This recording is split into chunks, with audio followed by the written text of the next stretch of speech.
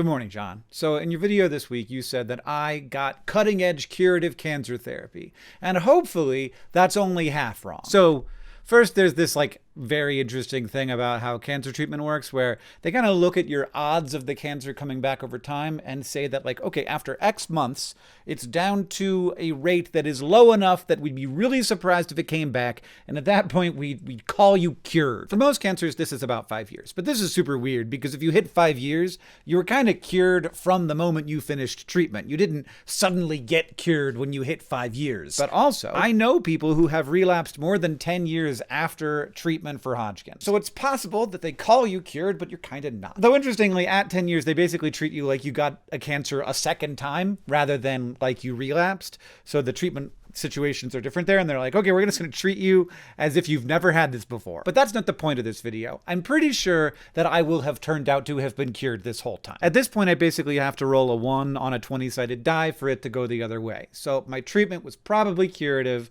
but it definitely was not cutting edge. The chemo cocktail I was on became the standard treatment for Hodgkin's lymphoma in the late 1970s. As I like to say, I got that vintage chemo. And this seems like it would be bad. I was kind of weirded out by it at first, but it's actually very good for 2 different reasons. So first, this treatment has been curative the whole time. Hodgkin's has not been a huge focus for new cancer drugs because we've had good tools for dealing with it. Some people ask me why. Why is this cancer easier to cure than others? And my basic answer is because Hodgkin cells are dumb and they love to eat chemo. They're just ooh, it's Halloween, but for chemo, I'll go to all the little cells and they're bringing me treats and gobble, gobble, gobble, and then die. Other cancers are, for a variety of reasons, just better at dealing with being poisoned. So part of the reason why my chemo was vintage is because it works so well, and that's good news. But second, using an old drug is great because it means we've had a lot of time to understand it really well. And that means that there are elements of my treatment that were more cutting edge,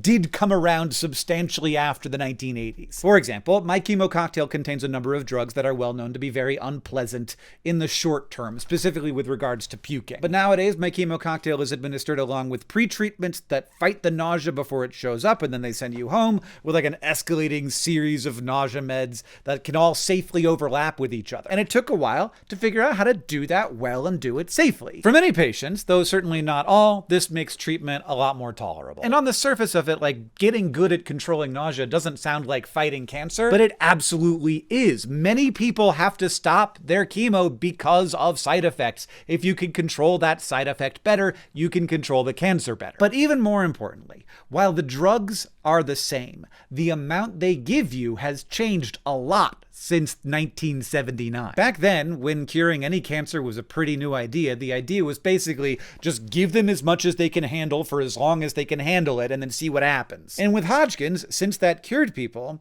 it was actually pretty hard to get doctors and patients to agree to do research to try out taking less of the drugs. If you know that doing it for a year cures you, why would you even try doing it for 6 months? But over time, very slowly and very carefully, and when I say we, I mean the global we did that research. This is a very good thing to do because the drugs I took don't just have short-term side effects, they have long-term side effects. That includes really serious stuff like permanent damage to the lungs, permanent damage to the heart muscle, as well as increased risks of other cancers. So they did that work. They did it slowly, they did it carefully, and it took decades. And if I had gotten sick maybe 20 years before I did, I would have probably gotten around 6 months of my treatment. But I got away with 2 months of chemo followed by targeted radiation, and that dramatically reduces my chances of serious long-term side effects. And the really amazing thing about research like that is that the resulting change in treatment doesn't cost anything extra. In fact, it costs less money because it's better to do less, which, yes, is why it is so important for governments to fund this kind of research. But those studies, which I read during treatment, to be is it okay for me to take less? Because this is the thing. It's scary to take less. But it's better in this case to take less. So basically, in one way, my treatment was not cutting edge at all. It was the same drugs that have been around for a very long time. But in other ways, it has continued to get better. Cheap anti-nausea meds have been added and treatment has been scaled back after careful research showing that long-term, and for my stage, less chemo was similarly curative with much lower long-term side effects. You could think of a solution to a problem having 2 components. And first is whether it exists at all. I think it's easy to forget for how long we had no tools to deal with the many terrible failings of our bodies, and now we have a lot of tools for that. But then second, there is how justly or unjustly those tools are distributed once we have them. And that goes for everything from tuberculosis to cancer treatment to like all kinds of new ways to unblock blocked blood vessels. And I'm just so grateful to everyone who's working on either of those things, working on creating new solutions, working on refining solutions to be better, and of course, working on making sure those solutions are justly distributed, including you, John. I'll see you on Tuesday.